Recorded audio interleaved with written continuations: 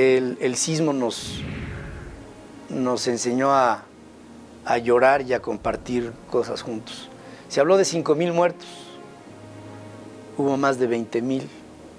No somos un pueblo que esté acostumbrado a ver la realidad, ni a hablar con verdad. Y por lo mismo, parte de mi vida desde entonces ha sido tratar de ubicar a todos en la realidad y en la verdad.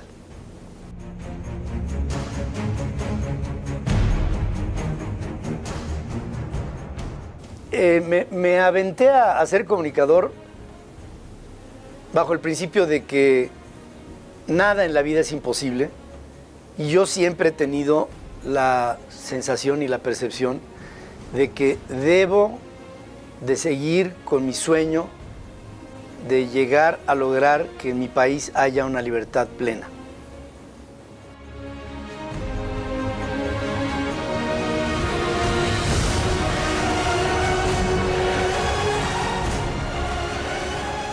Tembló, me caí de un 7º piso hasta la rampa del sótano y otra vez volví a salir. Nuestro operador, Margarito Hernández, que estaba enfrente de mí operando el programa, se me quedó viendo con unos ojos desorbitados cuando empezó a ver que el sismo era impresionante, 8 grados en la escala de magnitud de Richter, que es brutal. Me hizo con los ojos como diciendo, ya vámonos. Entonces yo le dije sobre el micrófono, Margarito, mientras que haya energía eléctrica, no nos podemos ir de aquí. Y empecé a hablar del sismo, empecé a decir, se está en este momento moviendo todo de una manera bárbara, estoy sintiendo un macrosismo, por favor, todas las personas no usen las escaleras, no usen elevadores, son los primeros elementos de un inmueble que se colapsan, no vayan a irse por ahí, pónganse abajo de un quicio, de repente, chúpale, se fue la luz, llegó un comentarista de una estación hermana, de XCDF, el Conde Calderón, para los que se acuerden de él, era cronista de fútbol, se me quedó viendo como preguntándome, ¿qué está pasando? Le dio un coma diabético y se murió a un lado de mí, cayó muerto. Margarito, mi operador, le cayó una losa encima de su cabeza, lo dejó prensado en contra de la consola, y en ese momento el edificio en el que yo me encontraba eran 4 pisos de concreto y 3 de acero, y ahí me caí yo. La recuerdo como quien va cayendo en un túnel indescriptible. Iba yo derecho a morir. De hecho, todavía no entiendo por qué no he muerto, por qué no morí. Tenía yo 34 años de edad. Tenía yo una esposa joven, hermosa, que dejaba. Tenía yo 3 hijos prácticamente bebés. Y no quería morir. Hice un pacto con Dios para no hacerlo.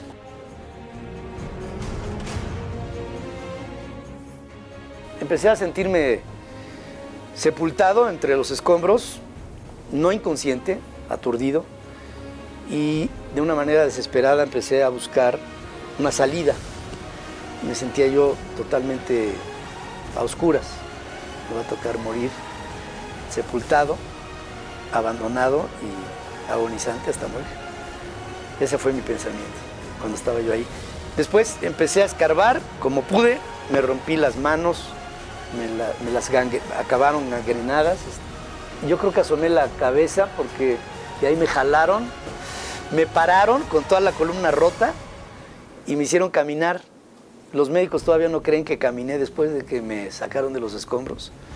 Hasta que ya llegaron, me acostaron y estuve acostado los siguientes 7 meses. Nos hizo sentir que somos un país con muchas vulnerabilidades, improvisaciones que hasta la fecha prevalecen. Si en este momento hubiera un sismo de 8 grados, de 8.1 grados en Richter, no te quiero decir la cantidad de edificios que se vendrían abajo. Nos enseñó lo que es la unión y la hemos olvidado. Nos enseñó lo que es la conmiseración por los demás y también lo hemos olvidado. Este país funciona en la adversidad y ahora creo que estamos en un punto en donde la estamos reaprendiendo. Hay gente que me dice que lo peor que he vivido en mi vida ha sido el sismo del 85. Yo digo que ha sido lo mejor que he vivido.